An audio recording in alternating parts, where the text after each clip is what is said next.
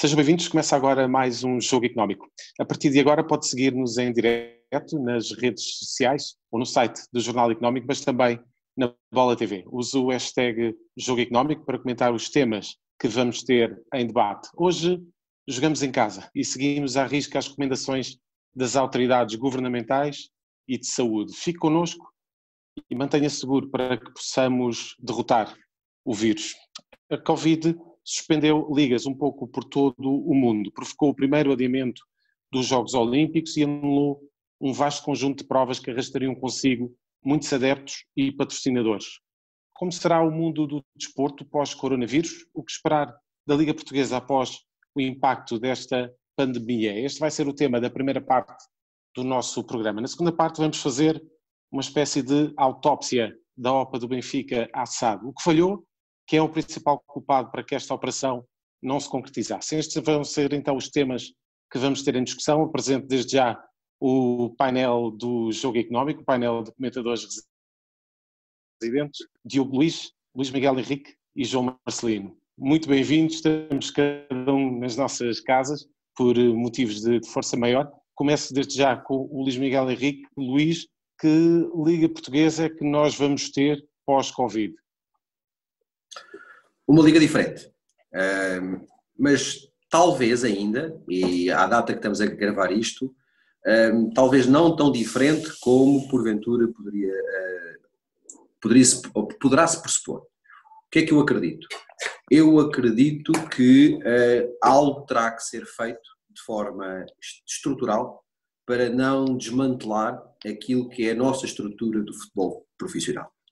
E acho que em algum momento, eu já disse isso até num outro fórum, que o futebol não merece ser positivamente discriminado, mas também não poderá ser negativamente discriminado. É um conjunto de, neste momento, de soluções ou de potenciais soluções para alguns mecanismos para aliviar e que eu acho que são claramente insuficientes para a economia e são claramente insuficientes para o futebol.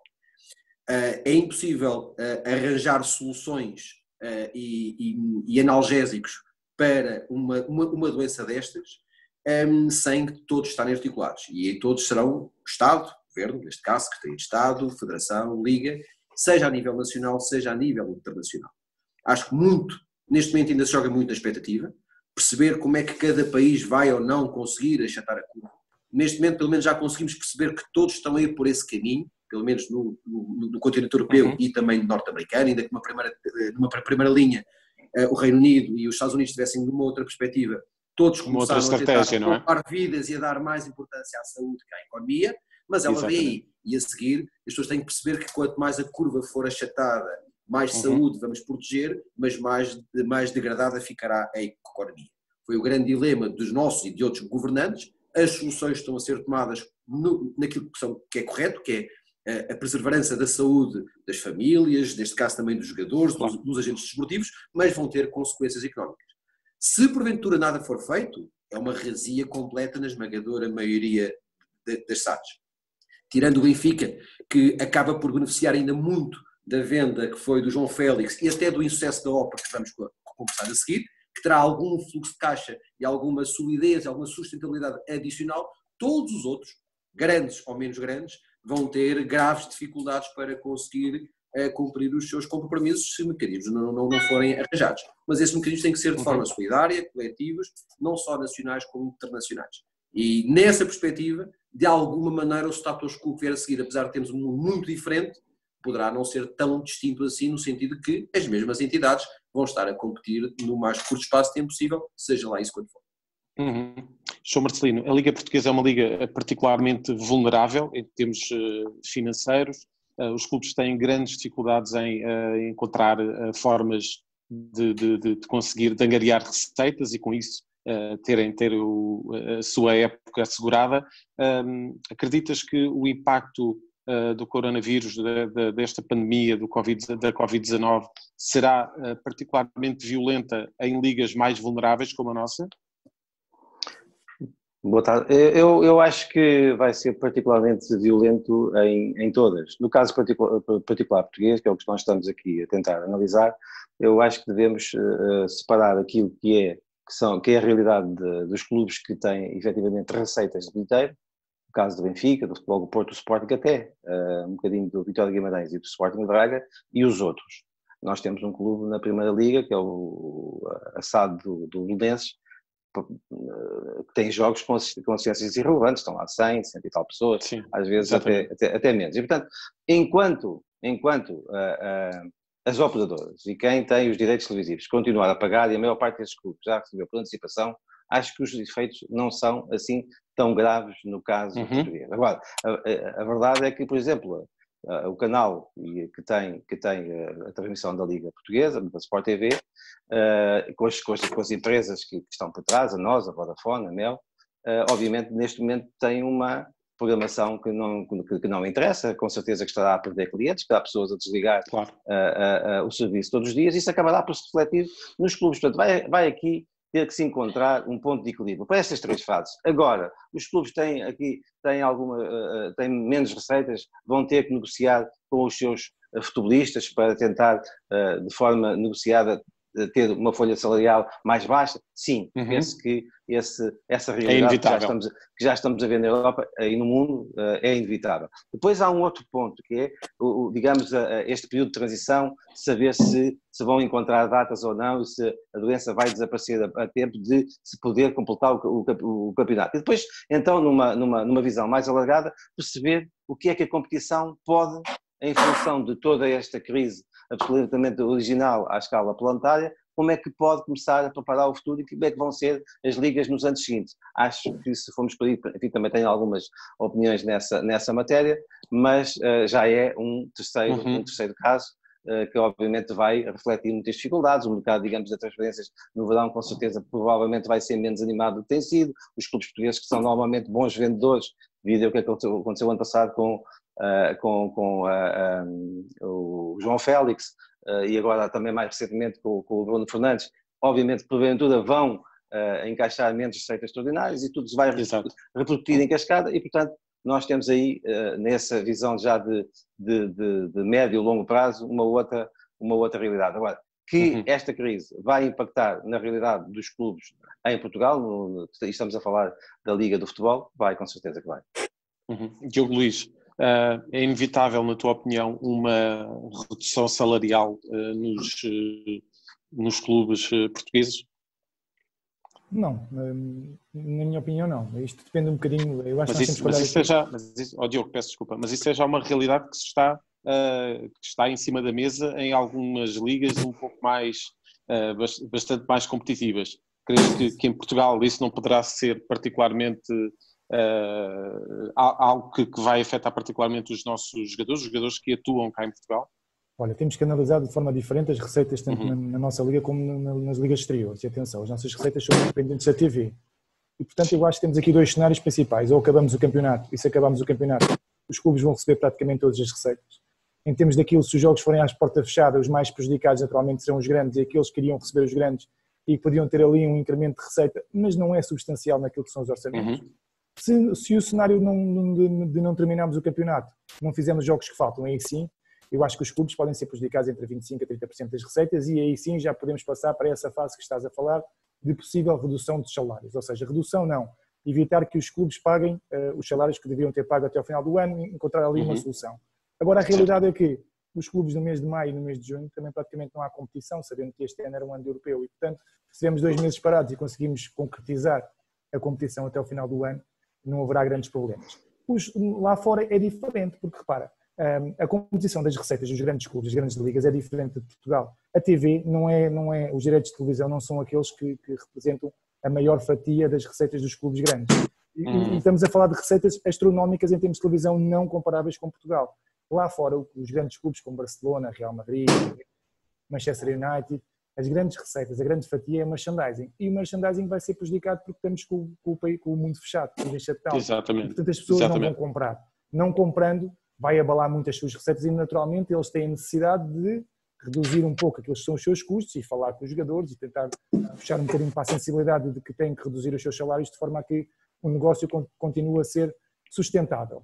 Eu só queria complementar aquilo que o Miguel disse, que o Benfica em Portugal talvez é aquele que neste momento se encontra numa melhor fase. Eu acrescentaria também o Braga e o Guimarães, pelas transações que também fizeram. O Guimarães também tens razão.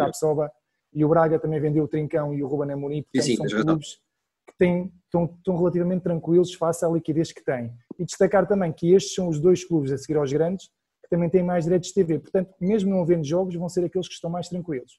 Relativamente ao restante problema em termos dos restantes clubes em Portugal, estamos a falar de alguns milhões, mas não é um montante significativo e, portanto, se as entidades competentes, Liga, Federação, juntamente com o Estado, acho que conseguiremos encontrar aqui uma solução no curto prazo e no curto prazo, em minha opinião, não há justificação para começarem a aparecer ordenados em atraso já, porque os ordenados em atraso já é porque foi feito um mau planeamento. E aí já temos o caso do Desportivo das Aves, não é, Diogo? Sem dúvida, não tem nada a ver com o coronavírus, é porque o coronavírus é feito... E o Covid só vai servir de desculpa, mas não é nada mais do que claro, mas houve essa ressalva, essa desculpa por parte Sim, mas é importante nós ressalvarmos isso, é importante ressalvarmos isso. E também é importante destacar aqui um ponto, que é, nós podemos falar de estruturalmente de alterar a nossa liga, de caminharmos todos para um caminho mais correto, centralizarmos direitos de televisão, mas também é importante que exista mais profissionalismo achados nos clubes, porque quando se faz um orçamento não é uma folha de Excel, não é dizer eu vou receber isto, vou gastar isto. É preciso também haver sempre uma margem de segurança. Se não houver essa margem de segurança para imponderáveis, naturalmente quando eles acontecem, é um ai Jesus, fica toda a gente aflita. Claro. E portanto, desse ponto de vista, este também pode ser um ponto importante e as crises são importantes para as oportunidades. E a oportunidade é, atenção, à forma como são feitos os orçamentos, como são geridos achados, é importante nós termos isso de uma forma bem racionalizada. Respondendo à tua pergunta diretamente, não me parece que, dependendo dos vários cenários, não me parece que seja uma situação muito complicada, no futuro sim, e o João já abordou esse tema, tem a ver com o mercado de transferências, porque nomeadamente o caso do Futebol Clube do Porto é o caso se calhar mais problemático, que tem que vender jogadores. Então sim, Diogo, ia já começar por ti nesse aspecto, porque era precisamente esse ponto que eu iria pegar a seguir. Estamos a falar o Futebol Clube do Porto teria de vender, de fazer vendas, inevitavelmente, para cumprir as regras do fair play financeiro imposto pela UEFA, sabendo que inevitavelmente todas as transferências que vão acontecer neste mercado de verão, se é que elas vão existir, serão por valores provavelmente muito abaixo do que aquilo que se esperava. Essa é uma má notícia para quem precisa de vender, não é? Sem dúvida, e aí enquadrar aqui, nós somos Portugal, somos uma economia dependente e o futebol não foge a essa regra. Como o futebol é dependente, nós temos sempre que vender os jogadores e temos-lo dito ao longo dos vários programas, a Liga dos Campeões é uma receita fantástica, quem não está acaba por perdê-la e depois temos que vender os jogadores. E aqui volto àquilo onde eu estava a tocar, o Porto inicialmente fez um orçamento só a pensar no cenário positivo, não pensou no cenário negativo. E quando as coisas correram mal, o Porto não teve a capacidade de o alterar e portanto neste momento está numa fase complicada, sobretudo porque tem que vender à volta de 100 milhões de euros, o que é difícil, pode acontecer, mas repara, muito mais do que reduzir o montante das transferências, os clubes, se calhar, não vão fazer transferências. Porque vão ter, se os orçamentos deles neste momento vão ser mais reduzidos em termos das receitas, eles se calhar vão complementar esse abaixamento das receitas no próximo orçamento, ou seja, aquela margem que eles tinham para poder fazer aquisições, se calhar não as irão fazer, e isso coloca em causa aquilo que são as contas do Porto e aquilo que é o fair play financeiro exigido pela UEFA, o que se a UEFA não facilitar de alguma forma, já facilitaram porque deram mais um mês, mas um mês não é significativo, se a UEFA não agilizar e não permitir que os clubes tenham mais um ano para poder gerir esta situação, naturalmente o Porto estará em causa, assim como o Sporting, por exemplo, se quisesse vender para comprar mais jogadores, mas uma economia dependente como a nossa, num cenário deste, naturalmente vai sofrer muito mais por aí, ou seja, vai ter que se restringir muito mais àquilo que no momento, do que propriamente pensar que poderá fazer aqui grandes margens negociais em termos de vendas de jogadores, de ativos, que é aquilo que são a nossa forma de abordar o futebol em termos internos, para depois sim poder encontrar soluções com mais valor e poder equilibrar mais os plantéis. Portanto, neste momento é muito mais um safe mode do que propriamente andar à procura de soluções para incrementar em termos qualitativos aquilo que são os plantéis em Portugal. Deixa-me dizer, o João para dizer... Sim, até porque o que o Diogo está a dizer agora cola com aquilo que eu quis dizer na minha primeira intervenção. Quando eu falo de que soluções têm que ser arranjadas a nível internacional, este é o exemplo. E deixa-me trazer-te mais uma vez a não discriminação do futebol. Tu tens a Comissão Europeia a permitir a exceção de ultrapassar o limite de déficit dos 3%. Porquê? Temos uma situação excepcional. Se nós encararmos o fair play financeiro um bocadinho como os déficits que os Estados podem ter, vamos ter que perceber que possível, e não é um ano, eu não acredito que o Porto agora num ano, o mercado de 2021 fique resolvido aquilo que não foi feito em 2020. Algumas soluções e alguns mecanismos vão ter que ser encontrados de forma a Vão ter que ser flexibilizar. agilizados, não é? E é muito parecido com o facto da Comissão Europeia estar a permitir que o limite dos 3% possa ser ultrapassado. Isso é um exemplo. Deixa-me dizer que lá fora, na imprensa internacional, é dado por adquirido que o fair play da UEFA vai sofrer ajustamentos. Portanto, isso é uma questão que me parece que já está completamente ultrapassada. O Futebol do Porto vai ter condições diferentes daquelas que cumprir. Agora, não sei qual é, digamos, aí a margem em que vai ter que se mover, mas penso que esse número dos 100 milhões, neste momento, vai ter que andar para baixo, senão não seria possível o Porto continuar a competir. Vai ser engraçado. Não é só o caso do Porto, é o caso de dezenas e de dezenas de clubes a nível europeu. Sim. Tu vais ter guerras de bastidores em que há clubes interessados, sim, em que o fair play não se mexa muito, e há outros que vão estar interessados em que o fair play se mexa. E tu vais ver coisas que não vamos saber, que só vamos ler depois as consequências, mas neste momento, muita guerra de bastidor para dizer eu cumpri, eu vou ser prejudicado por ter cumprido, o outro que não cumpriu está a ser beneficiado. Mas vai haver aqui muito jogo político de bastidores em cada mercado, e é muito fácil de perceber quem é que em Portugal tem a ganhar se o Porto fosse obrigado a manter o fair play e quem é que tem a perder. Sim, mas como sabes, o fair play não tem visões específicas para um país, é uma questão que a UEFA vai ter de forma global e, portanto, digamos que essas movimentações ficam mais reduzidas à imprensa. Ainda agora há pouco tempo li que o Real Madrid estava interessado no ferro e pretende de rir. Portanto, a informação enquanto a informação há muita, mas a esse nível eu acho que podemos esperar que a UEFA tenha um critério que será igual para todos. Estamos aqui mais ou menos a 5 minutos do final da primeira parte do programa. Eu gostaria de vos ouvir sobre a possibilidade de esta crise, aquilo que nós vamos ter no pós-Covid-19, poder mexer com uma série de valores que estavam a inflacionar todos os anos e que poderá haver essa quebra. Estou a falar de transferências, estou a falar de ordenados, estou a falar de cláusulas de rescisão.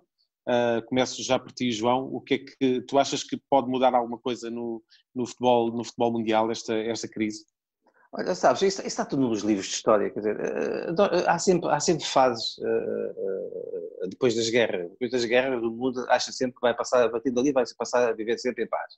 E as pessoas vão ser todas boas e que não haverá nenhum problemas, que já não se vai lutar nem pela água, nem pela riqueza. Portanto, nós vamos assistir, depois desta crise passar, a uns primeiros meses, obviamente, em que fará talvez ao caminho a necessidade de algumas pessoas aparecerem a defender algumas mudanças. E alguma coisa de bom se tirará digamos, dessa realidade. Agora, não tenhamos qualquer dúvida que mal a realidade entre em vigor, e todos nós obviamente esperamos que isso aconteça para normalizarmos as nossas vidas e a economia do planeta, mal e passe 4, 5, 6 meses, vai voltar exatamente ao mesmo.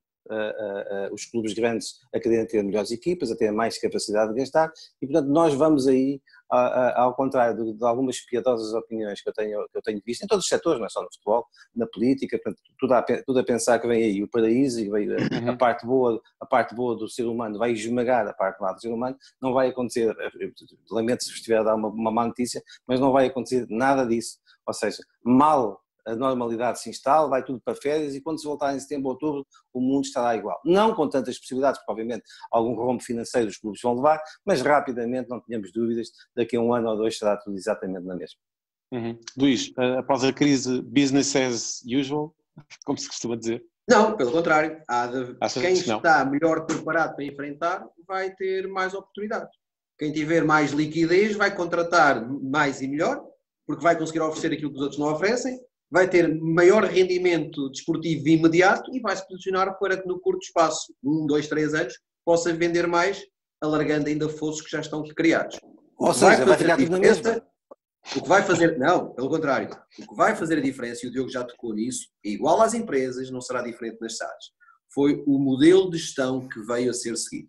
Agora é que será a altura para colher aquilo que foi feito nos últimos 3, 4, 5 anos.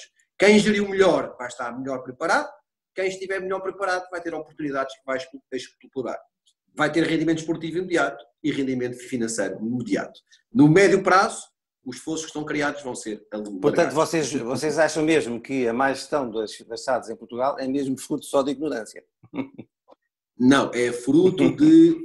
Vai estar vamos fazer outro programa. Isso deriva outro programa sobre político associativo que a esmagadora maioria dos clubes tem e que navegam à vista. Como navegam à vista, navegam em ciclos de 12, 18, 30 meses e a partir daí essa é a consequência. Ninguém planeia há 5 ou 10 anos, contrariamente se fossem donos do negócio que tivessem injetado 100 ou 150 milhões de euros do seu dinheiro, não dinheiro de terceiros. Diogo Luís, vamos continuar a assistir a milhões e milhões em cláusulas de rescisão e de transferências que são batidas, cujo recorde é batido todos os anos, todas as épocas? Olha, no curto prazo não é? Naturalmente isto vai ter aqui alguma influência. Agora, isto vai acalmar um bocadinho. Depende como é que será o efeito do coronavírus, quando é que nós vamos conseguir controlar ou isolar o vírus. A verdade é que nós sabemos que mais tarde ou mais cedo vamos conseguir encontrar uma forma de poder conviver com o vírus e a partir desse momento as coisas vão normalizar. Repara, as receitas dos clubes é muito merchandising e portanto o merchandising já tem aqui um canal preferido que é a web e portanto são canais que ainda se vão desenvolver cada vez mais. Os clubes podem aproveitar, como disse o Miguel, esta crise para ter mais uma oportunidade para fazer aqui alguns retornos adicionais e portanto se conseguirem continuar a potenciar aquilo que é a sua marca e as marcas e o desporto continua a ser falado em todo o mundo, continua a ser algo que é seguido por milhões e milhões, se calhar não há tantos seguidores como no desporto, não há outra área da nossa economia que tenha tantos seguidores como o desporto. E, portanto, se aproveitarem bem esses mercados, naturalmente numa fase inicial há menos poder de compra, mas a partir do momento em que as coisas estabilizem e com a liquidez que está a ser injetada pelos bancos centrais, com as políticas fiscais que estão a ser feitas pelos governos,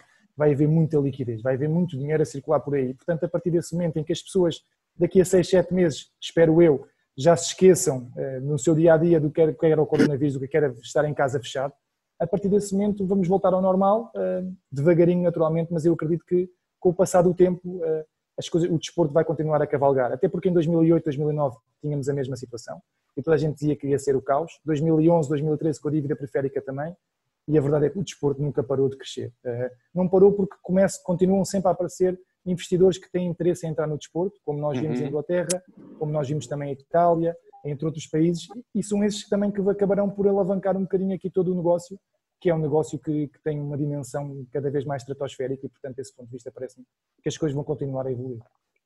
Muito bem. Terminamos assim, então, a primeira parte deste programa. Já a seguir, vamos olhar para o falhanço da OPA do Benfica e perceber o que correu mal nesta operação. É já a seguir.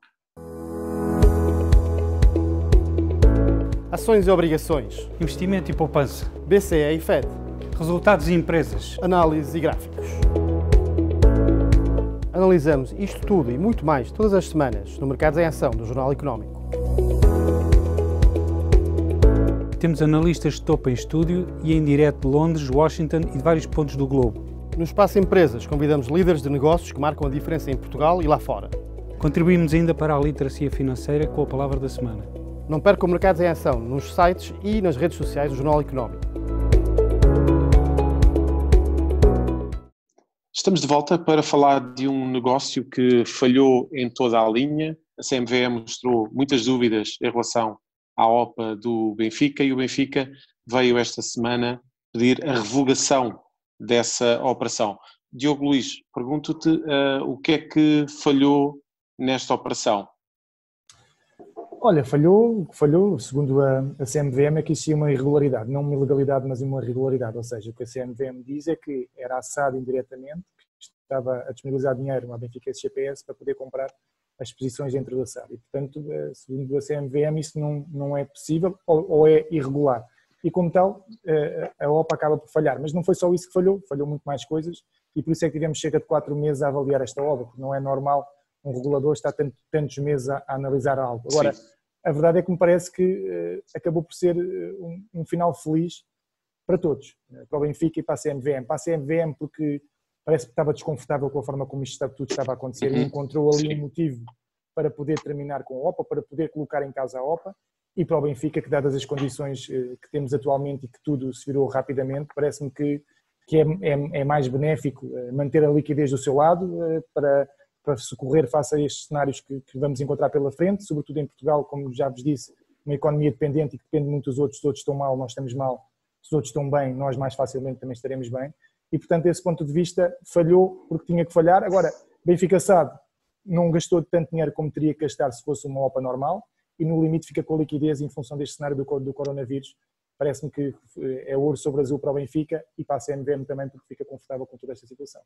Mas achas que a direção do Benfica sai reforçada desta situação?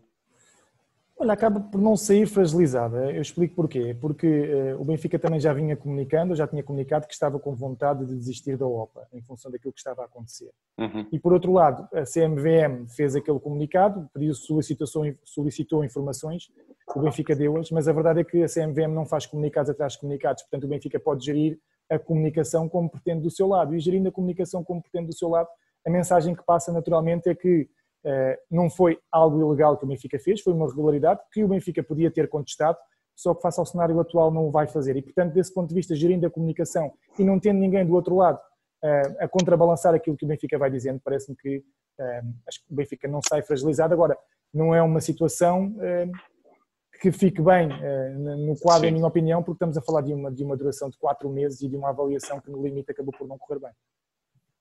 João Marcelino, esta foi uma operação que, enfim, por aquilo que nós fomos conversando ao longo dos programas, foi uma operação que nasceu um bocadinho torta por uma série de fatores. Aqui cumpre-se o tal ditado do que o que nasce torto tarde ou nunca se endireita?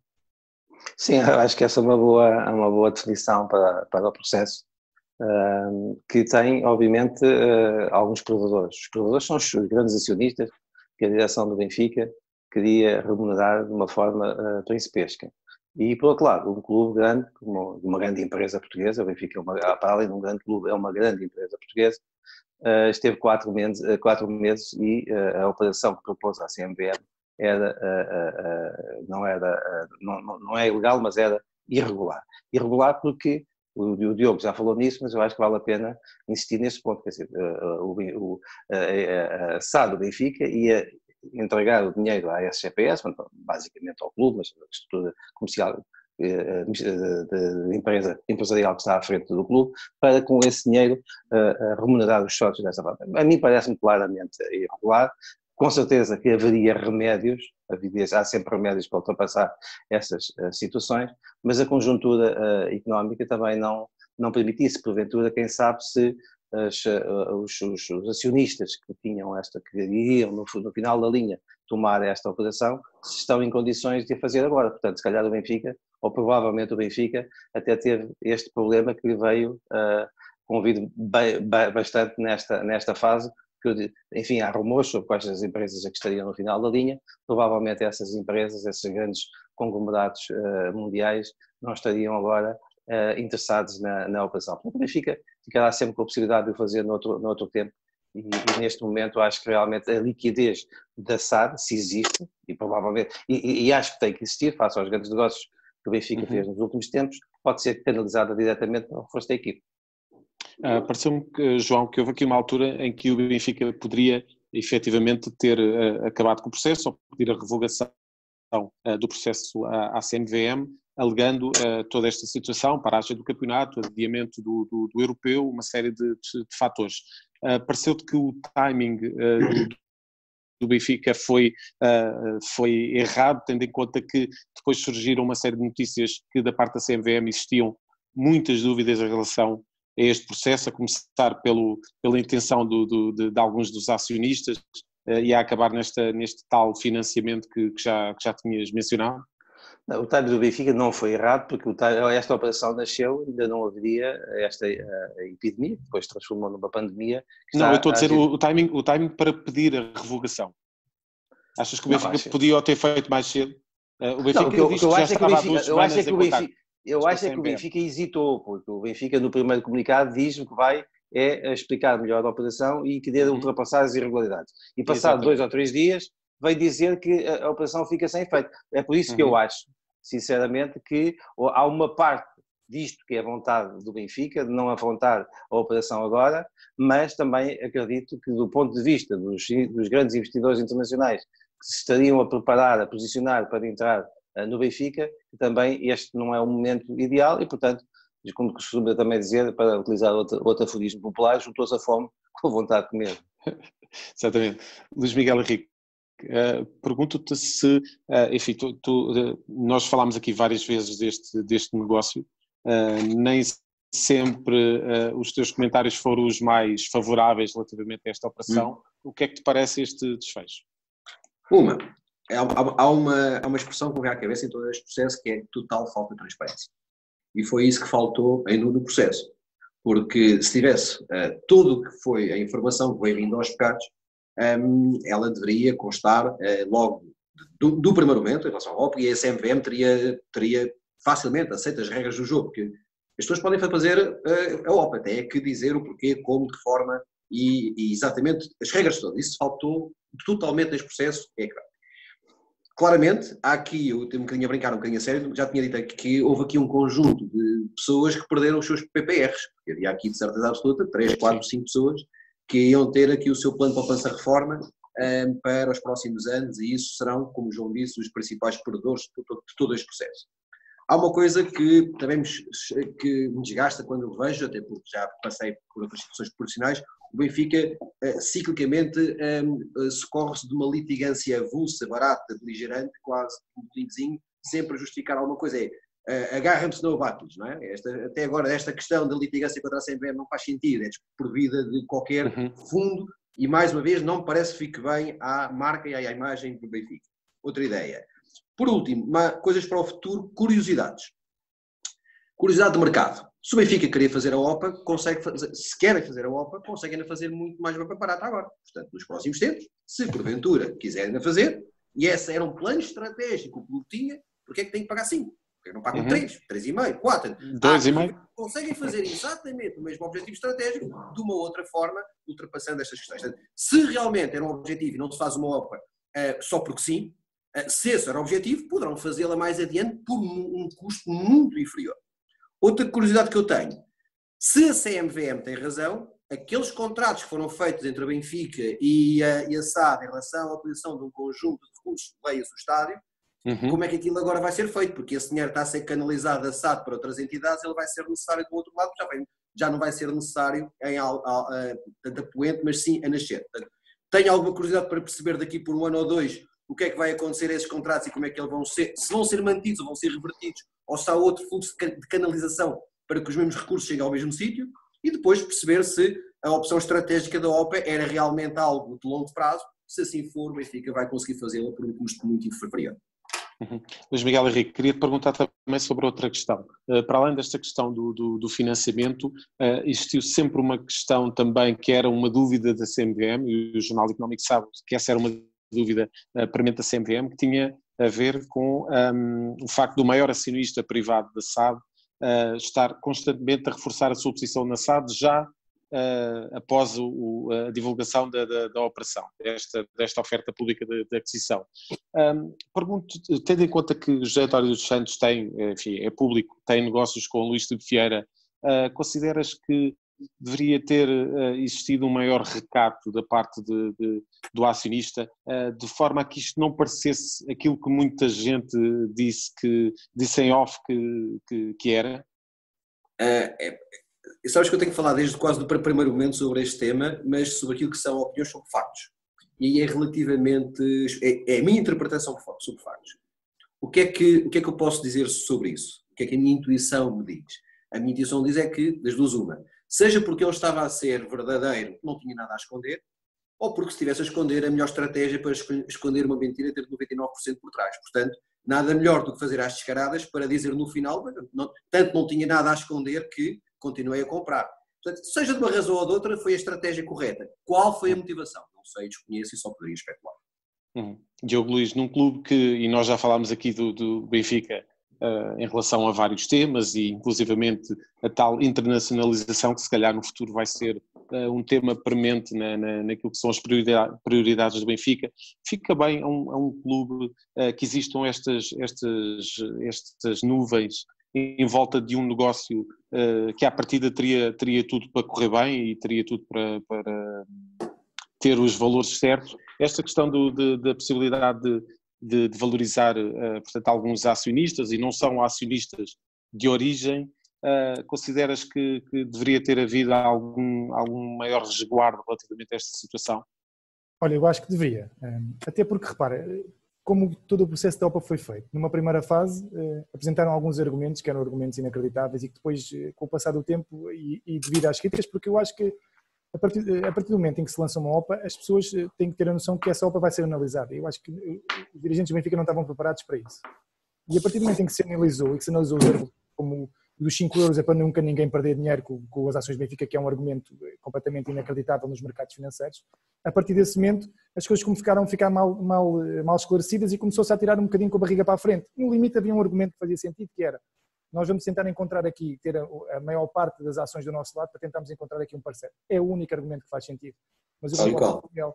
Se a OPA era para ser feita a 5 euros, agora com as condições de mercado, então que a façam a 13 e que com certeza que eles vão vender. Eu tive a oportunidade de ver a ação antes de começarmos o programa, estava a 2,60. A ação teve a cotar a 4,50 durante não sei quanto tempo. Os principais perdedores naturalmente foram os acionistas, mas eu acho que houve um que é capaz de ter ganho. O Oliveira de Esportes, se não estou em erro, vendeu a sua posição e portanto esse acabou por se antecipar ao mercado e conseguir ter aqui algum retorno. Agora, é importante que isto aconteça, em minha opinião, até para trazer mais transparência. Como disse o Miguel, comece pela transparência. É fundamental, e nós já tínhamos falado disso no tema anterior, na primeira parte, que as SADs percebam que tem que haver rigor na gestão. Que a gestão não pode ser feita às 3 pancadas, que de repente no relatório de contas escreve-se que passa um dinheiro daqui para ali, para lá, e que ninguém percebe muito bem como é que ele vai de um lado para o outro e agora como é que ele vai sair novamente para o outro lado. É importante que haja essa transparência, que esse rigor, até para o nosso futebol andar para a frente, porque senão nós não vamos nunca conseguir atrair os tais investidores que nós pretendemos. Nós nunca vamos conseguir atrair os tais ativos jogadores que nós queremos atrair para o nosso campeonato. Porquê? Porque há sempre essa nuvem que tu dizes bem. Neste momento é uma nuvem carregada pelo coronavírus, mas embaixo da nuvem do coronavírus há sempre esta nuvem da falta de transparência que é fundamental que exista no futebol e que nós só vamos conseguir andar para a frente se existir a tal rigor e eficácia, uma gestão saudável e sobretudo transparente, porque não é só necessário ter estratégia, e a estratégia, por exemplo, do Benfica está lá e se calhar vai tirar proveito ou já está a tirar proveito disso mesmo, da formação, mas depois também é preciso que a vertente financeira e económica também acompanhe essa estratégia e sobretudo que as pessoas percebam de uma forma clara aquilo que está a ser feito e como está a ser feito. Não existam estas dúvidas que existiram. E depois, é como te digo, a SAD, em minha opinião, sai beneficiada, as pessoas que estão na SAD não saem bem na fotografia, mas no limite o que fica é a SAD, é a imagem da empresa como um todo, porque as pessoas estão por trás, porque a SAD sai beneficiada porque gasta menos e porque fica com mais liquidez para fazer frente às condições de mercado que temos atualmente. Pergunto, Diogo, já estamos na fase final desta segunda parte, se o Benfica tem condições para voltar a lançar uma nova OPA à SAD? Sim, tem. Agora, o João também tocou nesse ponto, não sei se os investidores que estariam interessados neste momento estão, mas é uma questão de tempo. As condições, se o Benfica quiser ir ao mercado e se os acionistas tiverem interesse, naturalmente que o preço a oferecer poderá ser muito inferior e aí o Benfica ainda terá uma margem negocial maior e poderá ganhar algo com isto. Agora, parece-me que nesta fase o mais importante para o Benfica não é concentrar-se numa OPA. Acho que o mais importante é perceber como é que pode tirar proveito desta conjuntura atual da economia. Porque se o Benfica tem liquidez e os outros não têm, isto é uma cartada, é uma arma, entre aspas, que o Benfica tem na mão. Tem um as trunfo que pode jogar a qualquer momento. E se o souber jogar, naturalmente pode dar aqui um passo grande relativamente aos seus rivais, nomeadamente ao Porto, Sporting, e eu também já começo a incluir aqui o próprio Braga, e portanto se o fizer dá esse passo gigante e sobretudo tendo em atenção que o caminho se calhar que nós vamos seguir nas competições europeias em termos de Europa será a Superliga Europeia, e quem está mais bem preparado, quem tem mais é que vai representar Portugal e portanto desse ponto de vista o Benfica tem que pensar sobretudo nisso, no curto, médio prazo, mas sabendo que estas condições de mercado podem lhe dar aqui uma grande oportunidade para se destacar dos demais. João, queria só acabar então a segunda parte contigo e queria-te ouvir sobre este argumento que o Diogo acabou de lançar do Benfica ficar com liquidez para atacar a próxima temporada. Sabes que essas condições teve até em melhores circunstâncias no início desta própria temporada. O Benfica teve liquidez para afrontar esta temporada de uma forma diferente e não foi capaz. Ou seja, não foi capaz de construir um plantel que pudesse, enfim, como se diria em linguagem popular, arrasar no campeonato nacional. Benfica João, desculpa, se tem que interromper, porque se calhar já estavam a pensar fazer a OPA e queriam o dinheiro para outra coisa e não para aquilo. Mas é só para... Essa pode ser uma das razões. Pode, claramente que pode. Mas porventura não foram capazes, porque apesar de tudo contrataram outros jogadores, lembro-me Raul de Tomás por 20 milhões de euros, 17 milhões também pelo ponta de lança. Portanto, houve aqui uma tentativa falhada e, portanto, aqui é preciso ter liquidez, é claro que sim, mas é preciso também saber aplicá-la e aplicá-la com competência. E muitas vezes os negócios são inimigos dessa competência. Portanto, agora, que o Benfica tem uma posição privilegiada neste momento no mercado português, tem teoricamente mais liquidez, como o Sporting também. Há bocado falou-se aqui, foi o Diogo, penso eu, que falou na venda do Tapsoba e do Trincão. O Sporting também vendeu o Bruno Fernandes, que aliás a segunda maior transferência seria o João Félix, e não aplicou também muito desse dinheiro, embora se saiba que uma parte, obviamente, é para fazer face ao compromisso com a banca, mas ainda ficou com dinheiro, também vai aplicá-lo. Portanto, vamos ver. Como? Desculpa. E no Ruben Amorim, sim. E no Ruben mas o Ruben Amorim ficaram com menos de 10 milhões, mas enfim, isso é digamos, o exercício do West Brom Albion sob o passo do Mateus Pereira e isso fica pago. Mas quer dizer, enfim, isso seria outra discussão. O que eu estou aqui a dizer é que o Benfica já teve essas condições no início desta temporada e não soube aproveitar. Vamos ver se será capaz de o fazer. Em princípio, tem mais condições que qualquer outro clube em Portugal, isso é claro. José, obrigado, posso só dizer aqui uma Sim, coisa? Diogo, muito rapidamente. As condições no início da época já eram boas, agora são melhores face aos rivais. Porquê? Porque o Porto não entrou na Liga dos Campeões. E isso faz aqui uma grande diferença. E também destacar aqui 2 pontos que não falámos. Porto e Benfica têm 2 empréstimos obrigacionistas a vencer este ano. E, portanto, com as condições de mercado que temos atualmente, os juros podem ser muito mais altos ou pode até nem haver tanta procura. E, portanto, são pontos que também têm que estar em cima da mesa e que têm que fazer parte da estratégia. Neste caso do Benfica, que tem mais liquidez do que propriamente o Futebol Clube Porto, que está com mais dificuldades. Mas está em condições melhores para ir à próxima Liga dos Campeões neste momento. Ainda não sabemos como é que vai acabar a época, mas enfim. É verdade, está em primeiro. Muito bem. Dentro de momentos, não perca as escolhas dos nossos comentadores. Estamos de volta para as escolhas da semana. Use o hashtag Jogo Económico e coloque questões aos nossos comentadores. Vamos então passar para o número e o protagonista da semana. Para já, com o número, João, começo por ti. O teu número desta semana é o 4.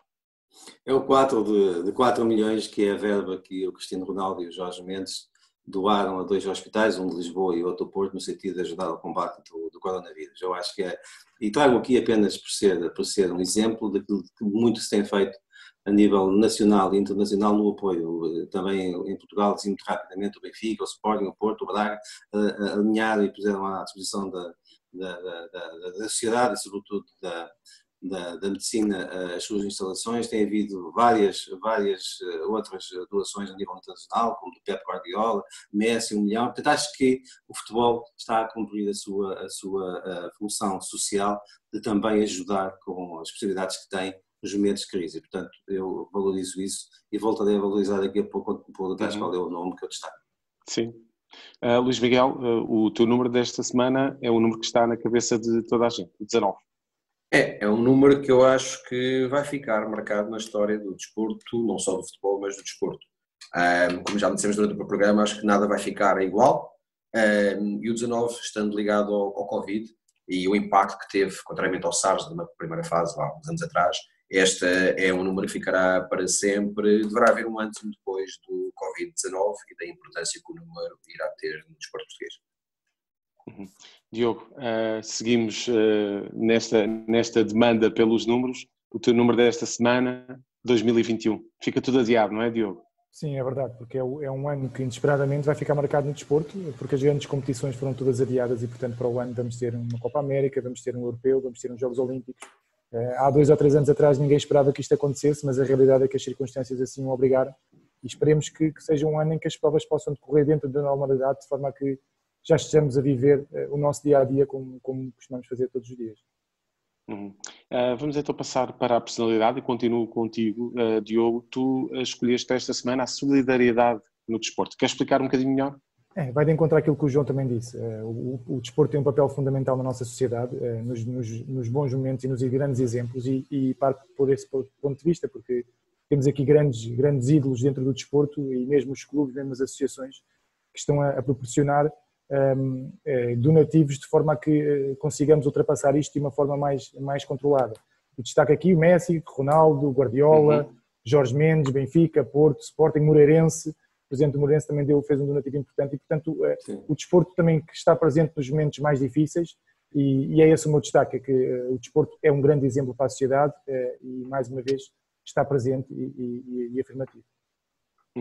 Passamos então para o protagonista desta semana, a escolha do Luís Miguel Henrique. Luís Miguel, tu escolhes uma demissão que provavelmente vai dar muito que falar nos próximos dias. Não sei se vai dar, porque as pessoas no futebol continuam a ligar muito ao que se passa no dinheiro e no campo. E não tanto aquilo que se passa no back-office e na gestão, particularmente. O nome é o do Miguel Cal. E do Miguel Cal porquê? Miguel Cal, eu vi o trabalho de campanha eleitoral de todas as candidaturas e o que mais me surpreendeu no trabalho de Frederico Varandas não era tanto aquilo óbvio do futebol e da conversa que andava do futebol, era todo o trabalho que estava apresentado pelo Miguel Cal. Miguel Cal vem de uma grande casa, que é a McKinsey, e tem um conhecimento e uma metodologia que, ao serviço do Sporting, poderia realmente começar a fazer a diferença. E recordo, por exemplo, nos anos em que o Benfica não ganhou, quer o vice-presidente da altura, Brás Frade, quer o Miguel Bento, que ainda hoje se mantém, fizeram um trabalho de raiz com a marca Benfica, era perceber o que era a marca Benfica há 15, 20 anos atrás e o que ela é hoje. E esse trabalho foi feito durante muitos anos, mesmo quando o Benfica não ganhava nada, antes de 2009, 2010, com a questão, com o aparecimento de Jorge Jesus e com o início do ciclo vitorioso que se continuou com o Rui Vitória e com o Bruno Lage. Mas o que é facto é que as bases têm que ser lançadas lá. E essa era a minha esperança em relação ao trabalho do Sporting. Conheço um bocadinho as duas máquinas e sei a diferença que há no terreno entre aquilo que é a máquina de comercial e de marketing e de branding do Benfica e aquela que seria do Sporting. O Miguel poderia fazer essa diferença, aparentemente por alguma razão que nós conhecemos não conseguiu, o trabalho visível não consegue sair do papel e não irá fazer porque aparentemente se apresentou a sua demissão. Fruto disso, o nome dele, pela frustração que é para o mundo Sporting e para a marca, mais uma vez uma oportunidade perdida. João Marcelino, termino com o teu protagonista desta semana e é alguém que poderá ver, de certa forma, o seu trabalho prejudicado por esta demissão que o Luís Miguel acabou de falar. Frederico Varandas, não sei se vai ter ou não o trabalho prejudicado no Sporting, eu trago aqui pela dimensão também do apoio das pessoas do futebol ao combate ao Covid-19. Ou seja, eu não me interessa muito se o Frederico Varandas se antecipou uns dias à requisição que seria inevitável em função do estado de emergência, portanto, no seu regresso ao ativo médico dentro da estrutura militar. Acho que isso é absolutamente irrelevante. O que acho que é importante é perceber que as pessoas do futebol estão ligadas e a dar o seu melhor pela ultrapassagem desta crise, cada um na sua missão, na sua função. Eu acho que é importante relevar isso. Fica essa nota de esperança. João Marcelino, Luís Miguel Henrique, Diogo Luís, muito obrigado pela presença neste Jogo Económico. Voltamos então para a semana com os números que contam dentro e fora das 4 linhas. Fique em casa, cuide de si.